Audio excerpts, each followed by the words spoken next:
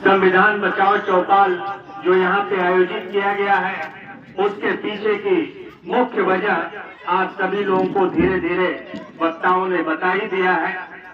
लेकिन जरूरत क्यों पड़ी? अभी शाहिद तौसीफ भाई ने जब शुरुआत की थी तो काफी क्वेश्चन कर रहे थे। आप भूल जाते हैं कि ये वीर अब्दुल हमीद की जमीन है। हम यहाँ जहाँ खड़े हैं ये वीर अब्दुल हमीद की जमीन है। हमारे देश के पहले शिक्षा मंत्री कलाम साहब हुआ करते थे। हमारे देश के जो सर्वोच्च राष्ट्रपति थे एपीजे अब्दुल कलाम हुआ करते थे। हमारे पूर्वांचल की धरती से उपराष्ट्रपति हामिद अंसारी जी हुआ करते थे। ये सब कांग्रेस पार्टी के विचारधारा के लोग थे और इन्होंने इस संविधान को बनाए रखा, बचाए रखा। हालात बदल गए हैं। जो ये वर्तमान भारतीय जनता पार्टी की सरकार है, आपके अधिकारियों पर, आपके अधिकारों पर हमला बोल रही है। जिस तरीके से आपने देखा होगा कि उत्तर प्रदेश में तमाम एक वर्ग विशेष के लोगों का घर गिराया जा रहा है, बुलडोजर चलाया जा रहा है, नौजवानों को जेल में बंद किया जा रहा है, उनके ऊपर गलत धाराएं लगाई जा रही हैं। ये सब एक सोची समझी रणनीति के तहत किया जा रहा है और ये भारतीय जनता पार्टी का मिशन है। भारतीय जनता पार्टी की सरकार जब बनी तो हमारे देश के यशस्वी प्रधानमंत्री ने कहा कि हम कांग्रेस मुक्त भारत चाहते हैं। उन्होंने स्पष्ट शब्दों में उस समय नहीं कहा, लेकिन जब उनका दूसरा टर्म आया तो उन्होंने अपनी औकात दिखाई और संविधान को खत्म करने की बात कही। उनके कई नेताओं ने कहा कि 400 पार अगर होगा तो हम भारत के संविधान को बदल देंगे।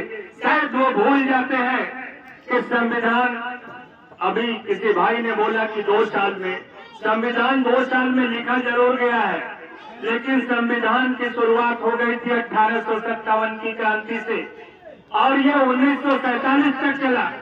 लगभग 90 साल तक का खूनी संघर्ष चला है, लाखों लोगों की कुर्बानियां हुई हैं, तब ये बाबा साहब भीमराव अम्बेडकर का संविधान आपकी सेवा में आया है। ये आपको अधिकार बताता है, ये आपको हक बताता है कि आपका अधिकार क्या है, आपका हक क्या है। लेकिन आज जो सरकार की मंशा है वो बिल्कुल इसके विपरीत है। हम कोई आपसे इलेक्शन इस समय तो नहीं चल रहा है ना? आप बोलिए इलेक्शन चल रहा है कि हम वोट मांगने आए हैं? हम वोट मांगने नहीं आए हैं। जो बाबा साहब भीमराव अम्बेडकर ने आपको संविधान दिया है, जो दैनिक दिनचर्या है, जो भारत में रहने की नागरिकता देता है, जो आपको भोजन का अधिकार देता है, जो आपको न्याय का अधिकार देता है, जो भाईचारा का संदेश देता है, अनेकता में एकता का संदेश देता है, वो खत्म करने पर उतारू है ये भारतीय जनता पार्टी के लोग। लेकिन अगर आपका सहयोग और सानिध्य मिला तो हम आ जाएंगे राहुल गांधी जी के नेतृत्व में। जब तक कांग्रेस का एक कार्यकर्ता अगर इस देश में रहा तो भारतीय संविधान को हम कभी खत्म नहीं होने देंगे। साथियों, यह देश बहुत ही कुर्बानियां झेल चुका है। राहुल गांधी जी के पिताजी राजीव गांधी की बहुत सारे लोगों ने कुर्बानियां देखी होंगी।